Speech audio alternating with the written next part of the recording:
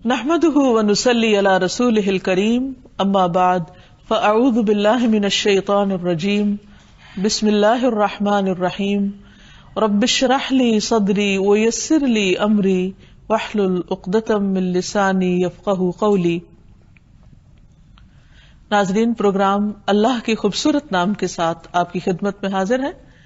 آج ہم اللہ سبحانہ وتعالی کے نام البارئ کے بارے میں بات کریں گے۔ قرآن مجید میں اللہ تعالیٰ فرماتے ہیں هو اللہ الخالق البارئ المصور، وہ اللہ جو الخالق ہے، البارئ ہے، المصور ہے۔ الخالق پیدا کرنے والا، اور البارئ کا مطلب ہے ٹھیک ٹھیک پیدا کرنے والا، چیزوں کو ان کے تقاضے کے مطابق تخلیق کرنے والا، ان کو وجود میں لانے والا۔ اس نے اپنی ہر مخلوق کی ہر جنس کو دوسری سے فرق پیدا کیا ہے، اور ہر مخلوق کو وہی صورت دی ہے جو اس کے لائق تھی۔ مثلا کسی بھی پھل کو، کسی بھی چیز کو آپ رکھ کر دیکھیں اپنے سامنے، اور پھر سوچیں کہ کیا اس کا سائز اس سے بڑا ہونا چاہیے تھا یا اس سے چھوٹا، اور آپ جتنا بھی اس پر غور کریں تو نتیجتاً اسی چیز پر پہنچیں گے کہ جو اللہ نے بنایا وہی زیادہ بہتر ہے۔ اسی طرح کچھ پھلوں کو اس نے درختوں پر پیدا کیا اور کچھ کو زمین پر۔ مثلا تربوز جو ایک بڑا پھل ہے، وہ زمین کی بیلوں میں پیدا ہوتا ہے۔ اس کے برعکس مالٹا، انار وغیرہ درختوں پر ہے جو ہلکے پھل ہیں۔ تو اللہ سبحانہ وتعالیٰ کو زیادہ معلوم تھا کہ کون سی چیز کس رنگ میں، کس شکل میں، کس سائز میں، کب، کس موسم میں، کس علاقے میں پیدا ہونی چاہیے۔ یہ ساری پلاننگ اسی کی ہے۔ پھر اسی طرح اللہ سبحانہ وتعالی البارئ ہے۔ بارئ کا مطلب برات والا، یعنی جو ہر نقص اور عیب سے پاک ہے اور دوسروں کو بھی پاک کرنے والا ہے۔ وہ بیماروں کو بیماری اور آزمائش سے نجات دینے والا ہے، اور اسی طرح دوسروں کے غم، دکھ اور تکلیفیں دور کرنے والا ہے۔ ہر عیب مذمت سے پاک ہے اور پاک کرنے والا بھی ہے، نجات دینے والا بھی ہے۔ پھر اسی طرح اللہ سبحانہ وتعالی مختلف چیزوں کو ایسی کیفیت پر، ایسے طریقے سے گھڑتا ہے کہ جو اپنی شیپ اور اپنی ساخت کے اعتبار سے بھی بہت خوبصورت ہے۔ تو اللہ سبحانہ وتعالی جو الخالق، البارئ اور المصور ہے، اللہ کی یہ صفت قرآن مجید کے علاوہ حدیث میں بھی بیان ہوئی ہے۔ زر رضی اللہ عنہ سے مروی ہے، انہوں نے کہا کہ علی رضی اللہ عنہ نے فرمایا والذی فلق الحبۃ وبرأ النسمۃ، قسم ہے اس ذات کی جس نے دانے کو پھاڑا اور جس نے جان بنائی، یعنی روح پیدا کی۔ رسول اللہ صلی اللہ علیہ وسلم نے مجھ سے عہد کیا تھا کہ مجھ سے مومن ہی محبت کرے گا اور مجھ سے منافق بغض رکھے گا، یعنی حضرت علی رضی اللہ تعالیٰ عنہ کے بارے میں فرمایا کہ جو مومن ہوگا وہی ان سے محبت کرے گا۔ تو بہرحال حضرت علی کی اس روایت میں برأ کا لفظ آتا ہے کہ اللہ سبحانہ وتعالیٰ ہی نے روح کو پیدا کیا، جان کو پیدا کیا۔ یہ اللہ سبحانہ وتعالیٰ کا ایک صفاتی نام ہے، اور اس کے مختلف دلائل ہمارے سامنے موجود ہیں۔ سب سے پہلی بات تو یہ کہ اللہ سبحانہ وتعالی ہر نقص اور ہر عیب سے پاک ہے۔ قرآن مجید میں آتا ہے لیس کمثلہ شیء وہو السمیع البصیر، اس جیسی کوئی چیز نہیں، وہ سننے والا ہے، دیکھنے والا ہے۔ یعنی جتنی بھی اس کی تخلیق ہے، اس میں جہاں فائدے ہیں وہاں کوئی نہ کوئی نقص بھی نکل آتا ہے۔ صرف ایک ذات، وہ اللہ کی ذات ہے جو ہر عیب اور ہر نقص سے بری ہے۔ پھر اسی طرح اللہ سبحانہ وتعالی دوسروں کی بھی برات کرتا ہے۔ موسیٰ علیہ السلام پر بنی اسرائیل نے ایک الزام لگا دیا تھا کہ ان کے جسم میں کوئی نقص ہے، عیب ہے، اسی لیے وہ ہر وقت بہت اپنے آپ کو لپیٹ اوڑھ کر رکھتے ہیں، پردے میں رہتے ہیں۔ تو اللہ تعالیٰ نے ایک ایسی صورت پیدا کر دی کہ جس سے ان کے اس الزام کو ان سے دور کر دیا گیا، اور اس کا سبب پیدا کرنے والا بھی اللہ سبحانہ وتعالی ہے۔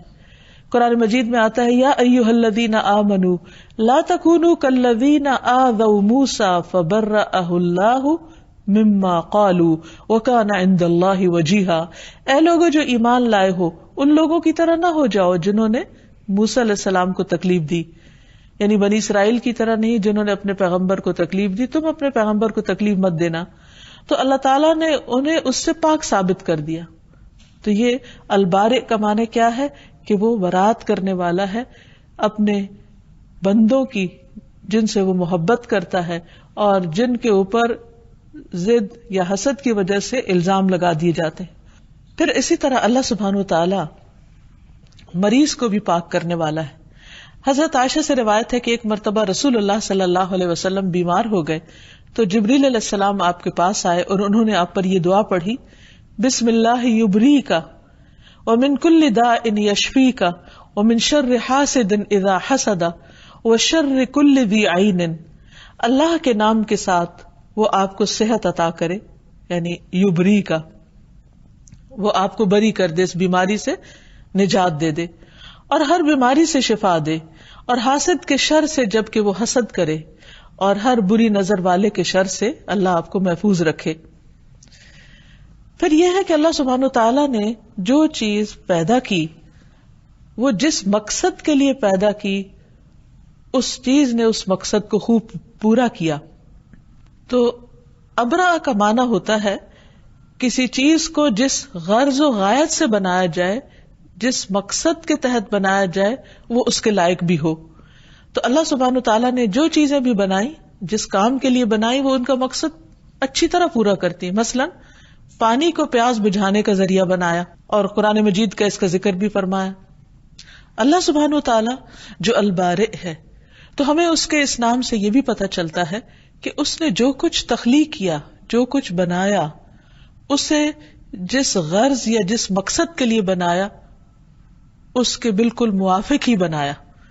یعنی جس بھی چیز کو بنایا، اس کو جس کام کے لیے بنایا وہ اپنا کام پوری طرح ادا کر رہی ہے. مثلا پانی کو پیاس بجھانے کا ذریعہ بنایا. قرآن مجید میں اللہ تعالیٰ فرماتے ہیں وَمَا يَسْتَوِي الْبَحْرَانِ هَذَا عَذْبٌ فُرَاتٌ سَائِغٌ شَرَابُهُ وَهَذَا مِلْحٌ أُجَاجٌ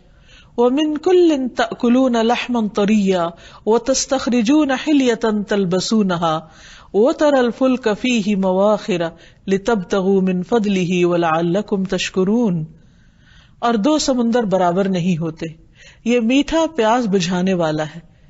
یعنی ایک حصے کو اس نے میٹھا بنایا جس سے پیاس بجھائی جاتی، جس کا پانی آسانی سے حلق سے اترنے والا ہے، اور یہ نمکین ہے کڑوا، اور اس کی بھی ضرورت تھی، اس کا بھی ایک مقصد تھا، اور جس مقصد کے لیے اس کو بنایا وہ بھی پورا پورا اپنا کام کر رہا ہے کہ اس میں ایسی مخلوق رہ سکے کہ جو میٹھے پانی میں نہیں رہ سکتی. اور ہر ایک میں سے تم تازہ گوشت کھاتے ہو اور زینت کا سامان نکالتے ہو جو تم پہنتے ہو، اور تو اس میں کشتیوں کو دیکھتا ہے، پانی کو چیرتی ہوئی چلنے والی ہیں. یعنی سمندر اس لیے بھی بنائے کہ اس کے اوپر سفر کیا جا سکے، کشتیاں چل سکیں، تاکہ تم اس کے فضل میں سے حصہ تلاش کرو اور تاکہ تم شکر ادا کرو. یعنی ایک ہی چیز ہے اور اس کے بے شمار فائدے ہیں، اور یہ فائدے ہمیں تو بعد میں معلوم ہوئے ہیں، لیکن اللہ سبحانہ وتعالیٰ نے ان چیزوں کی تخلیق سے پہلے ہی ان کے مقاصد متعین کر دیے، اور ہر چیز اپنا اپنا مقصد بخیر و خوبی انجام دے رہی ہے. پھر اسی طرح اللہ سبحانہ وتعالیٰ نے ستارے بنائے. ستارے روشنی کا کام بھی دیتے ہیں لیکن وہ علامات بھی ہیں. قرآن مجید میں اللہ تعالیٰ فرماتے ہیں وَأَلْقَى فِي الْأَرْضِ رَوَاسِيَ أَن تَمِيدَ بِكُمْ وَأَنْهَارًا وَسُبُلًا لَعَلَّكُمْ تَهْتَدُونَ وَعَلَامَاتٍ وَبِالنَّجْمِ هُمْ يَهْتَدُونَ أَفَمَن يَخْلُقُ كَمَن لَّا يَخْلُقُ أَفَلَا تَذَكَّرُونَ وَإِن تَعُدُّوا نِعْمَةَ اللَّهِ لَا تُحْصُوهَا إِنَّ اللَّهَ لَغَفُورٌ رَّحِيمٌ. اور اس نے زمین میں پہاڑ گار دیے تاکہ وہ تمہیں ہلا نہ دے، اور نہریں اور راستے بنائے تاکہ تم منزل تک پہنچ جاؤ، اور علامات بنائیں اور ستاروں کے ساتھ وہ راستہ معلوم کرتے ہیں. تو کیا وہ جو پیدا کرتا ہے اس کی طرح ہے جو پیدا نہیں کرتا؟ یعنی خالق اور مخلوق کہیں برابر بھی ہو سکتے ہیں؟ ہرگز نہیں. کیا پھر تم نصیحت حاصل نہیں کرتے؟ اور اگر تم اللہ کی نعمتوں کو گننا چاہو تو گن نہیں سکتے، شمار نہیں کر سکتے، ان کا احاطہ نہیں کر سکتے، ان کے سارے فائدے اور مقاصد معلوم نہیں کر سکتے. بے شک اللہ یقیناً بے حد بخشنے والا، نہایت مہربان ہے۔ پھر اسی طرح زمین کی تخلیق کے بارے میں فرمایا کہ کس طرح اس کو بیج اگانے کے لائق بنایا، زمین کو اس طریقے پر پیدا کیا کہ جو انسان کے لیے پیداوار اگا سکے۔ وَآیَةٌ لَهُمُ الْأَرْضُ الْمَيْتَةُ أَحْيَيْنَاهَا وَأَخْرَجْنَا مِنْهَا حَبًّا فَمِنْهُ يَأْكُلُونَ وَجَعَلْنَا فِيهَا جَنَّاتٍ مِّن نَخِيلٍ وَأَعْنَابٍ وَفَجَّرْنَا فِيهَا مِنَ الْعُيُونِ لِيَأْكُلُوا مِن ثَمَرِهِ وَمَا عَمِلَتْهُ أَيْدِيهِمْ أَفَلَا يَشْكُرُونَ سُبْحَانَ الَّذِي خَلَقَ الْأَزْوَاجَ كُلَّهَا مِمَّا تُنبِتُ الْأَرْضُ وَمِنْ أَنفُسِهِمْ وَمِمَّا لَا يَعْلَمُونَ۔ اور ایک نشانی ان کے لیے مردہ زمین ہے، ہم نے اسے زندہ کیا، یعنی بارش برسا کر، اور اس سے غلہ نکالا اور وہ اسی میں سے کھاتے ہیں، اور ہم نے اس میں کھجوروں اور انگوروں کے کئی باغ بنائے اور ان میں کئی چشمے پھوڑ نکالے تاکہ وہ اس کے پھل کھائیں، حالانکہ اسے ان کے ہاتھوں نے نہیں بنایا۔ یعنی جو کچھ یہ کھا رہے ہیں، جو کچھ یہ استعمال کر رہے ہیں، یہ کسی انسان کی بنائی ہوئی چیز نہیں ہے۔ پھر کیا وہ شکر ادا نہیں کرتے؟ یعنی اصل کام انسان کا کیا تھا کہ وہ ان سب نعمتوں کو استعمال کر کے اللہ کا شکر ادا کرے اور اس کی فکر کرے، لیکن بندے اپنے حصے کا کام نہیں کرتے تو بھی اللہ سبحانہ وتعالیٰ کو کچھ فرق نہیں پڑتا۔ فرمایا پاک ہے وہ جس نے سب کے سب جوڑے پیدا کیے ان چیزوں سے جنہیں زمین اگاتی ہے، اور خود ان میں سے اور ان چیزوں سے جنہیں وہ جانتے نہیں۔ اب دیکھیے کہ یہ آیت 1400 سال پہلے نازل ہوئی اور اس میں ذکر کیا گیا ہے کہ ہر چیز کے اندر جوڑے موجود ہیں، اور کچھ عرصہ پہلے انسان نے یہ ڈسکور کیا کہ جوڑے صرف انسانوں یا حیوانوں میں نہیں، سمندروں میں بھی ہیں اور پہاڑوں میں بھی ہیں اور پودوں میں بھی ہیں اور باقی مخلوقات میں بھی ہیں، لیکن اس کا ذکر کب سے پہلے اللہ سبحانہ وتعالیٰ بیان فرما چکے ہیں۔ تو اس سے یہ پتہ چلتا ہے کہ اللہ سبحانہ وتعالیٰ نے جس چیز کو جس مقصد کے لیے پیدا کرنا تھا اسی کے لیے پیدا کیا، اور پھر وہ چیز مقصد پورا بھی کر رہی ہے، اور کس طرح اس کو جوڑوں کی شکل میں بنایا تاکہ وہ بہتر طور پر کام کر سکے۔ پھر اسی طرح بعض جانوروں کو بعض کی غذا کا ذریعہ بنایا، خود انسانوں کی غذا کا ذریعہ بنایا۔ فرمایا وَإِنَّ لَكُمْ فِي الْأَنْعَامِ لَعِبْرَةً نُسْقِيكُم مِّمَّا فِي بُطُونِهِ مِن بَيْنِ فَرْثٍ وَدَمٍ لَبَنًا خَالِصًا سَائِغًا لِلشَّارِبِينَ، اور بلا شبہ تمہارے لیے چوپاؤں میں یقیناً بڑی عبرت ہے، ہم ان چیزوں میں سے جو ان کے پیٹوں میں ہیں گوبر اور خون کے درمیان سے تمہیں خالص دودھ پلاتے ہیں۔ سوچے انسان کہ جانور کیا کھاتا ہے اور کس طرح اس کے اندر وہ پروسیس ہوتا ہے اور کس شکل میں وہ باہر آتا ہے۔ یعنی اگر انسان دودھ پیتے ہوئے ایک لمحے کے لیے بھی اللہ سبحانہ وتعالیٰ کی اس قدرت پر غور کرے کہ یہ آیا کہاں سے ہے، یہ بنا کیسے ہے، تو انسان کی عقل حیران ہو جائے اور وہ واقعی اپنے الہ کو پہچان کر اس کے آگے جھک جائے۔ اور پھر فرمایا کہ یہ دودھ جو خالص دودھ پلاتے ہیں جو پینے والوں کے لیے حلق سے آسانی سے اتر جانے والا ہے، یعنی اس کا پینا بھی کچھ مشکل نہیں، اس کے اندر ایک لذت رکھی، غذائیت رکھی۔ پھر پھلوں کو بطور رزق بنایا، پھر مختلف رنگوں کے شہد کو شفا کا ذریعہ بنایا۔ یخرج من بطونها شراب مختلف الوانہ فیہ شفاء للناس ان فی ذلک لآیۃ لقوم یتفکرون۔ ان کے پیٹوں سے پینے کی ایک چیز نکلتی ہے، یعنی مکھی کے پیٹ سے، جس کے رنگ مختلف ہیں،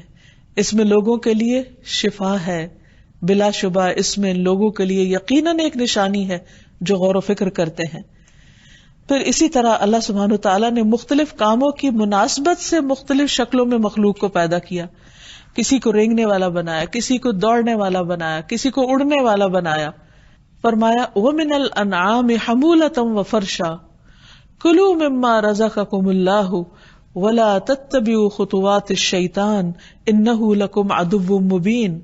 اور چوپاؤں میں سے کچھ بوجھ اٹھانے والے اور کچھ زمین سے لگے ہوئے ہیں، کھاؤ اس میں سے جو اللہ نے تمہیں رزق دیا ہے، اور شیطان کے قدموں کے پیچھے نہ چلو، بلا شبہ وہ تمہارا کھلا دشمن ہے۔ واللہ خلق کل دابۃ من ماء فمنهم من يمشي على بطنه ومنهم من يمشي على رجلين ومنهم من يمشي على أربع يخلق الله ما يشاء ان اللہ على كل شيء قدیر۔ اور اللہ نے ہر چلنے والا جاندار ایک قسم کے پانی سے پیدا کیا. ان میں سے کوئی وہ ہے جو اپنے پیٹ کے بل چلتا ہے, کوئی وہ ہے جو 2 پاؤں پہ چلتا ہے, اور ان میں سے کوئی وہ ہے جو 4 پہ چلتا ہے. اللہ پیدا کرتا ہے جو وہ چاہتا ہے. یقیناً اللہ تعالیٰ ہر چیز پر خوب قدرت رکھتا ہے. یہ ہے اللہ البارئ جس نے مختلف کاموں کی مناسبت سے مختلف شکلوں میں مخلوق کو پیدا کیا اور ہر ایک کو الگ تشخص عطا کیا, مخصوص شکل دی, مخصوص سائز دیا. کچھ کو اڑنے والا بنایا, کچھ کو تیرنے والا بنایا, کچھ کو ریگنے والا بنایا, کچھ کو دوڑنے والا بنایا. یہ سب کچھ اللہ رب العزت ہی کی تقسیم ہے, اور جیسی اس کی پروگرامنگ تھی اس کے مطابق اس نے ہر چیز کو وجود عطا کیا. اللہ سبحانہ وتعالیٰ ان تمام چیزوں پر غور و فکر کی دعوت بھی دیتے ہیں. اللہ تعالیٰ فرماتے ہیں افلا ينظرون الى الابل کیف خلقت, کیا وہ اونٹوں کی طرف نہیں دیکھتے کہ وہ کیسے پیدا کیے گئے؟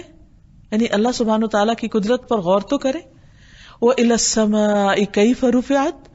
آسمان کی طرف نہیں دیکھتے کہ کیسے وہ بلند کیا گیا. وَإِلَى الْجِبَالِ كَيْفَ نُصِبَتْ, اور پہاڑوں کی طرف نہیں دیکھتے کہ کس طرح وہ نصب کیے گئے, کہ پہاڑ میخوں کی طرح, کیلوں کی طرح زمین کے اندر گاڑ دیے گئے, جن کے 2 حصے زمین کے اندر ہیں اور ایک حصہ باہر ہے, اور اس سے زمین کو تھام لیا گیا کہ وہ انسانوں کو لے کر لڑھک نہ جائے, اور زمین پر ایک اس کی وجہ سے قرار ہے کہ انسان ہر کام آرام سے کر سکتا ہے. وَإِلَى الْأَرْضِ كَيْفَ سُطِحَتْ, اور یہ زمین کی طرف نہیں دیکھتے کہ کس طرح پھیلا دی گئی, کہ اس پر چلنا پھرنا انسان کے لیے کتنا آسان ہے. پھر اسی طرح آپ دیکھیے کہ جانوروں کے اندر مختلف ان کی اسپیشیز اور ان کے رنگ, نسل, شکل کے فرق کے علاوہ ان میں پھر تھوڑے تھوڑے فرق کے ساتھ مختلف چیزیں بھی پیدا کی. اللہ سبحانہ وتعالیٰ نے ہر جانور کا الگ مقصد بھی بنایا, اور صرف ایک نہیں, ایک ہی جانور کے کئی کئی فائدے ہمیں عطا کیے. فرمایا وَالْأَنْعَامَ خَلَقَهَا لَكُمْ فِيهَا دِفْءٌ وَمَنَافِعُ وَمِنْهَا تَأْكُلُونَ وَلَكُمْ فِيهَا جَمَالٌ حِينَ تُرِيحُونَ وَحِينَ تَسْرَحُونَ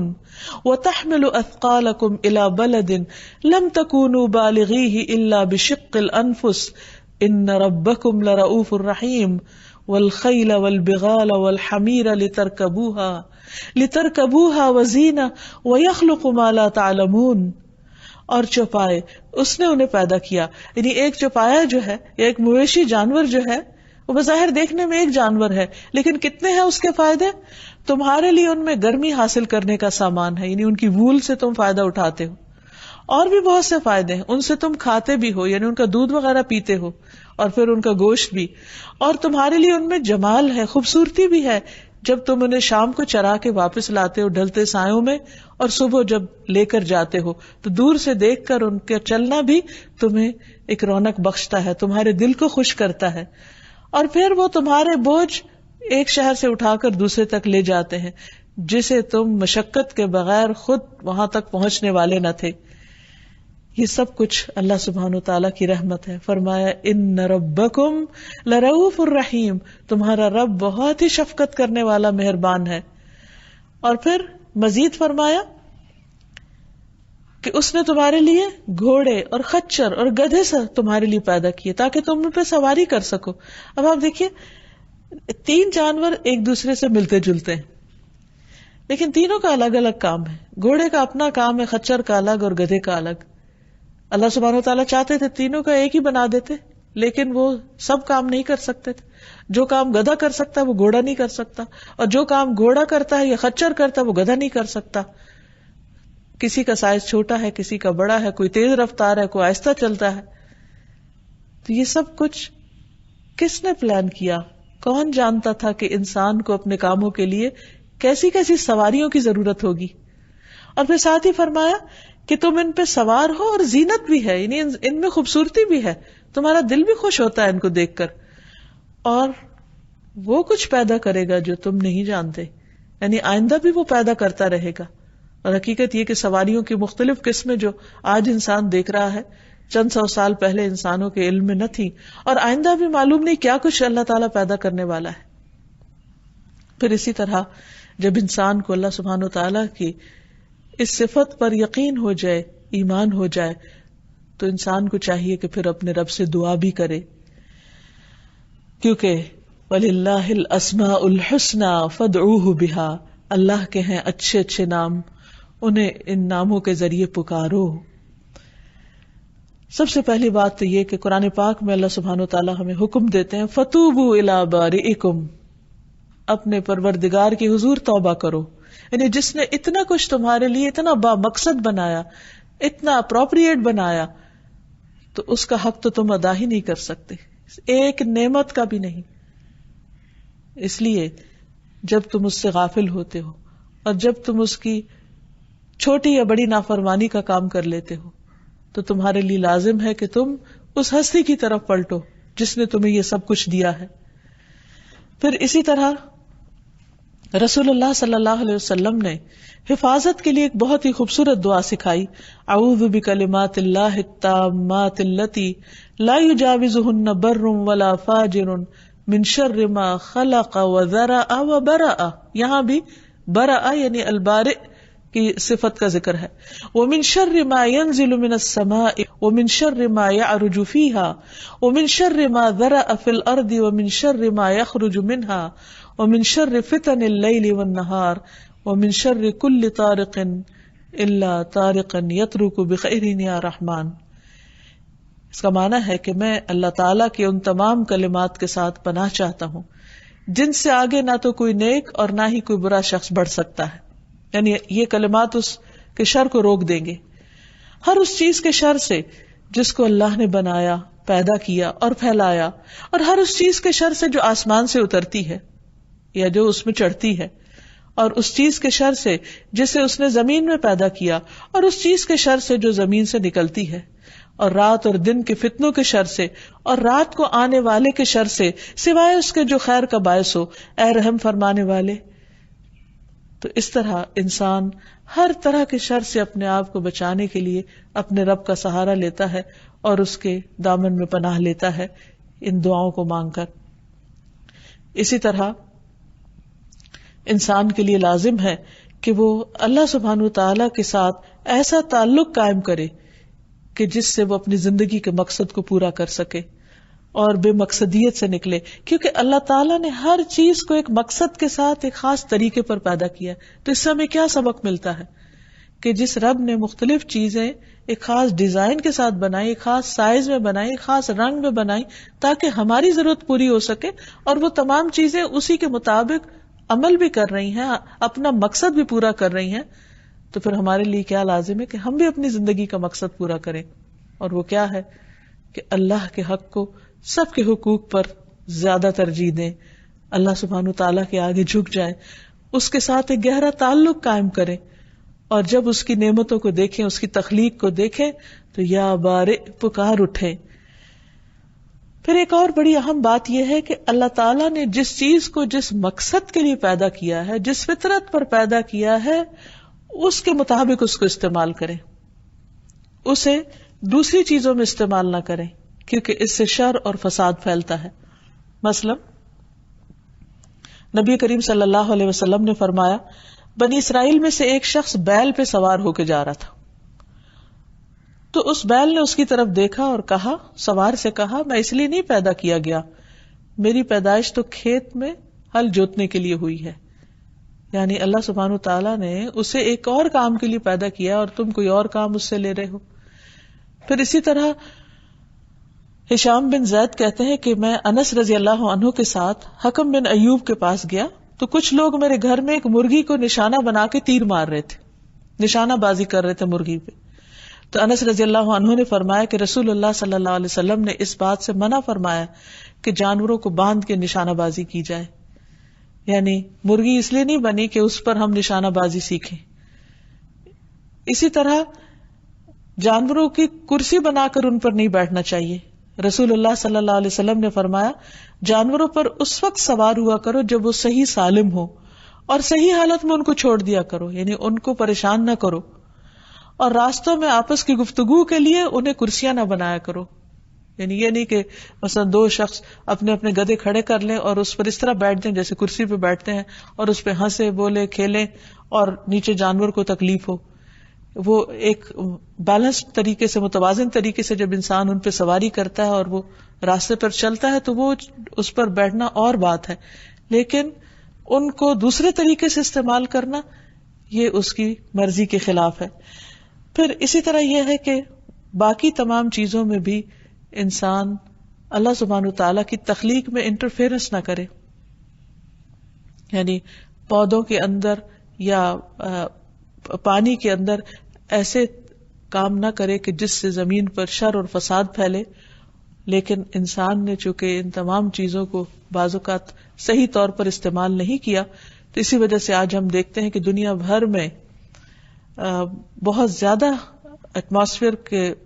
اندر تبدیلی اور تغیر کا جو مسئلہ پیدا ہو گیا ہے، جو خطرہ ہم سب کے اوپر منڈلا رہا ہے کہ کس طرح ویدر چینج ہو رہے ہیں، کس طرح بارشوں کے موسم اور باقی تمام چیزوں کے اندر تبدیلی پیدا ہو رہی ہے. اوزون لیئر کے اندر رکھنے پیدا ہو گئے ہیں جس کو انسان کی ایک طرح سے حفاظت کے لیے اللہ سبحانہ وتعالیٰ نے رکھا، لیکن انسان نے اللہ کی مخلوق کو یا اللہ کی بنائی ہوئی چیزوں کو جب مس یوز کیا یا ان کاموں کے لیے نہیں کیا جن کے لیے وہ پیدا کی گئی تھی، تو اس سے اس کو خود ہی تکلیف ہوئی یا اس کے لیے مشکلات کھڑی ہو گئی. انسان کو یہ حق بھی نہیں کہ اللہ کی بنائی ہوئی چیزوں کا جو مقصد اللہ تعالیٰ نے متعین کیا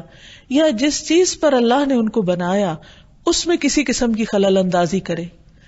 مثلا سمندروں کے اندر ایسے تجربات کرنا کہ جس سے وہاں کی مخلوق کو تکلیف پہنچے اور سمندری زندگی خطرے میں پڑ جائے، یہ بھی اللہ سبحانہ وتعالیٰ کی تخلیق اور اس کے منصوبے کے اندر دست اندازی ہے. اسی طرح پودوں کے اندر اپنی مرضی سے تبدیلیاں پیدا کرنا، مختلف طرح کی غذاؤں کے رنگ یا شکل بدل دینا یا ان کے ساتھ اس قسم کا تجربہ کرنا کہ جس سے ان کی ظاہری حالت بدل جائے یا ان کے رنگ بدل جائے یا ان کی تاثیر بدل جائے، تو اس چیز کی بھی اجازت نہیں ہے اور اس سے بھی بچنا چاہیے، کیونکہ فطرت کے ان امور میں مداخلت یہ دراصل ایک شیطانی کام ہے. شیطان نے یہ کہا تھا وَلَآمُرَنَّهُمْ فَلَا يُغَيِّرُنَّ خَلْقَ اللَّهِ، میں انہیں حکم دوں گا اور یہ اللہ کی خلق کو بدل دیں گے. یعنی اللہ سبحانہ وتعالیٰ نے چیزوں کو جس رنگ میں، جس ڈھنگ میں، جس مقصد کے لیے پیدا کیا ہے وہ انسانوں کو اس مقصد سے پھیر دیں گے. تو ان چیزوں سے بچنا بھی نہایت ضروری ہے. اللہ سبحانہ وتعالیٰ جو ہر چیز کا خالق ہے اور جس نے ہر چیز کو ایک مقصد کے لیے پیدا کیا ہے، وہ مقصد کیا ہے کہ یہ تمام چیزیں انسان کی خدمت کریں. لیکن انسان نے بعض اوقات اللہ تعالیٰ کی اس تخلیق کو خود اللہ کے برابر قرار دے دیا اور انسان اللہ کو پوجنے کی بجائے شجر اور حجر کو پوجنے لگے، درختوں اور پتھروں کو پوجنے لگے. تو البارئ پر ایمان لانے کا ایک تقاضا یہ بھی ہے کہ ہم نہ صرف یہ کہ اس شرک سے پرہیز کریں بلکہ اس شرک سے بیزاری کا اعلان بھی کریں، اس سے برات کا اظہار بھی کریں. قرآن مجید میں اللہ تعالیٰ فرماتے ہیں قُلْ أَيُّ شَيْءٍ أَكْبَرُ شَهَادَةً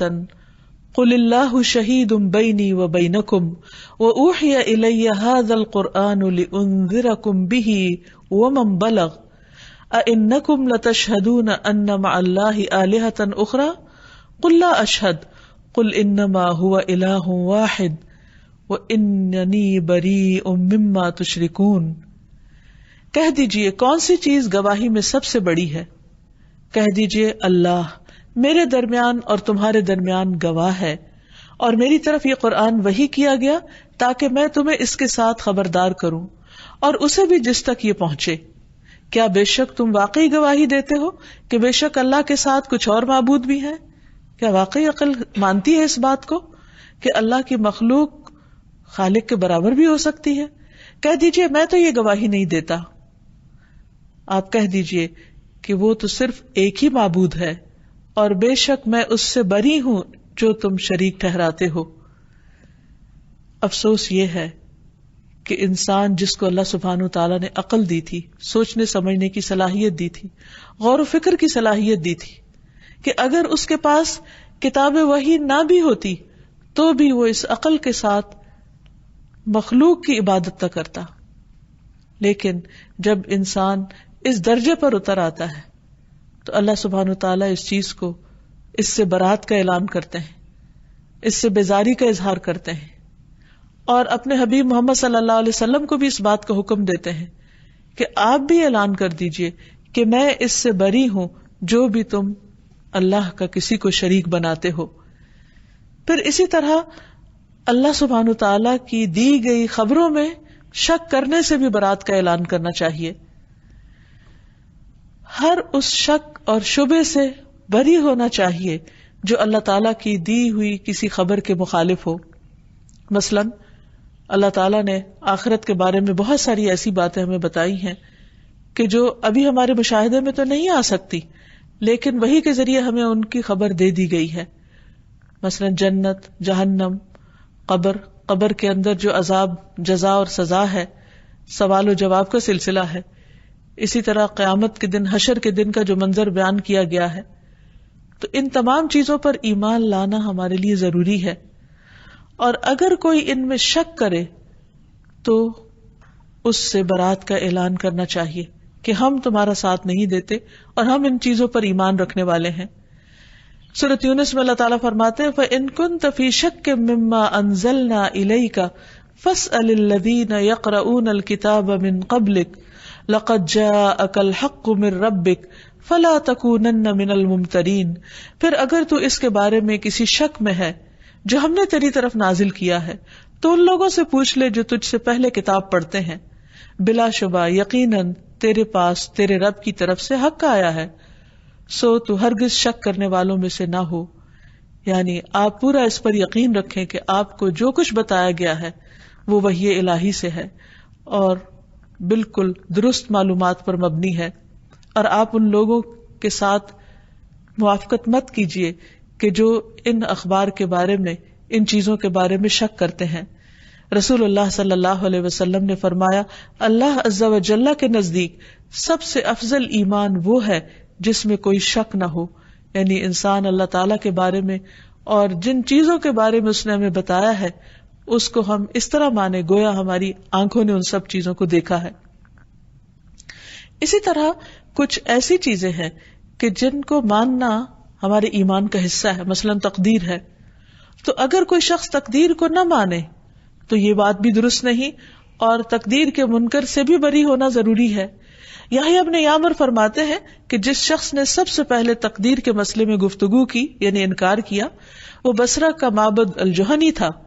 بس میں اور حمید بن عبد الرحمن ہمیری حج یا عمرے کے ارادے سے نکلے۔ ہم نے کہا کاش رسول اللہ صلی اللہ علیہ وسلم کے کسی صحابی سے ہماری ملاقات ہو جائے جس سے ہم ان لوگوں کے بارے میں کچھ پوچھ سکیں جو تقدیر میں وہ باتیں کرتے ہیں، یعنی تقدیر کا انکار کرتے ہیں۔ تو اللہ کا کرنا ایسا ہوا کہ عبداللہ بن عمر رضی اللہ عنہ مسجد میں داخل ہوئے اور ہم نے ان کو دیکھ لیا، تو میں نے اور میرے ساتھی نے انہیں اپنے درمیان کر لیا، یعنی ایک طرف میں ہو گیا، دوسری طرف میرے ساتھی ہو گئے اور وہ بیچ میں تھے۔ میں نے سوچا کہ میرا ساتھی مجھے بات کرنے کا موقع دے گا، چنانچہ میں نے کہا ابو عبد الرحمن، ہمارے علاقے میں کچھ ایسے لوگ پیدا ہو گئے ہیں جو قرآن کی تلاوت بھی کرتے ہیں، علم کی باریکیاں بھی نکالتے ہیں، لیکن ان کا عقیدہ یہ ہے کہ تقدیر کچھ نہیں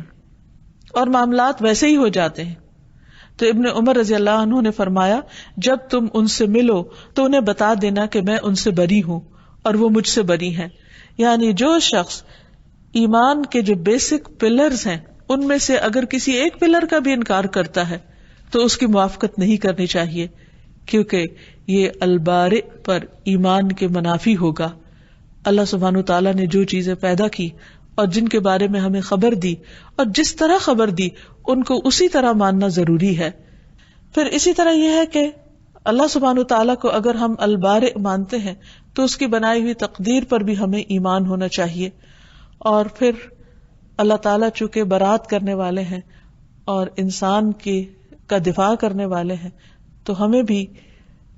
ایسے غلط کاموں سے برات کرنی چاہیے کہ جو اللہ تعالیٰ کو ناراض کرتے ہیں، اس کے نافرمانی کے کاموں سے بیزار ہونا چاہیے۔ جیسے اللہ تعالیٰ فرماتے ہیں وَإِذَا رَأَيْتَ الَّذِينَ يَخُوضُونَ فِي آيَاتِنَا فَأَعْرِضْ عَنْهُمْ حَتَّى يَخُوضُوا فِي حَدِيثٍ غَيْرِهِ وَإِمَّا يُنْسِيَنَّكَ الشَّيْطَانُ فَلَا تَقْعُدْ بَعْدَ الذِّكْرَىٰ مَعَ الْقَوْمِ الظَّالِمِينَ۔ اور جب آپ ان لوگوں کو دیکھیں جو ہماری آیات کے بارے میں فضول بحثیں کرتے ہیں تو ان سے کنارہ کشی کریں، یہاں تک کہ وہ اس کے علاوہ کسی اور بات میں مشغول ہو جائیں، اور اگر کبھی شیطان آپ کو بھلا دے تو یاد آنے کے بعد ایسے ظالم لوگوں کے ساتھ مت بیٹھو، یعنی ان سے تم برات کرو۔ حضرت عائشہ کہتی ہیں کہ جھوٹ سے بڑھ کر کوئی عادت رسول اللہ صلی اللہ علیہ وسلم کے نزدیک ناپسندیدہ نہ تھی، اور کوئی شخص آپ کے سامنے جھوٹ بولتا تو آپ کا رویہ اس کے بارے میں بدلا رہتا، حتیٰ کہ معلوم ہو جاتا کہ اس نے توبہ کر لی ہے۔ پھر اسی طرح آپ صلی اللہ علیہ وسلم نے ان لوگوں سے بھی برات ظاہر کی کہ جو چھوٹوں پر رحم نہ کریں اور بڑوں کی عزت نہ کریں۔ آپ نے فرمایا وہ شخص ہم میں سے نہیں جو ہمارے چھوٹوں پر شفقت نہیں کرتا اور بڑوں کا حق نہیں پہچانتا۔ البارئ کے حق کو پہچاننے کے لیے یہ بھی ضروری ہے کہ ہم ان کاموں سے برات کا اعلان کریں جو اللہ سبحانہ تعالیٰ کو ناپسند ہیں، مثلاً شرک۔ قرآن مجید میں اللہ تعالیٰ فرماتے ہیں اذ تبرأ الذین اتبعوا من الذین اتبعوا ورأوا العذاب وتقطعت بهم الاسباب وقال الذین اتبعوا لو ان لنا کرة فنتبرأ منهم كما تبرأوا منا كذلك يريهم الله اعمالهم حسرات عليهم وما هم بخارجين من النار۔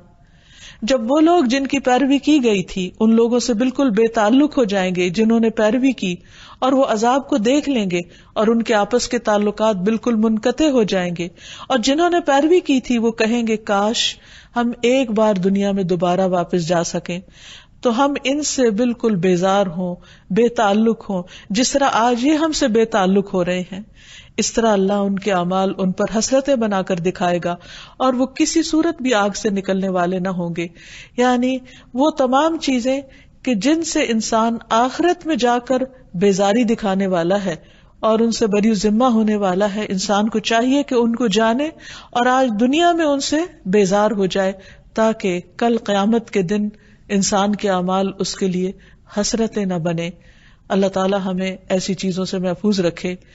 اللہ تعالی ہمیں اپنا حق پہچاننے والا بنائے، اور جن چیزوں کو اس نے جس مقصد کے لیے پیدا کیا ہے اس مقصد میں ہی ہم استعمال کریں۔ اللہ سبحانہ وتعالی ہمیں بہترین ایمان عطا فرمائے۔ وآخر دعوانا ان الحمد للہ رب العالمین۔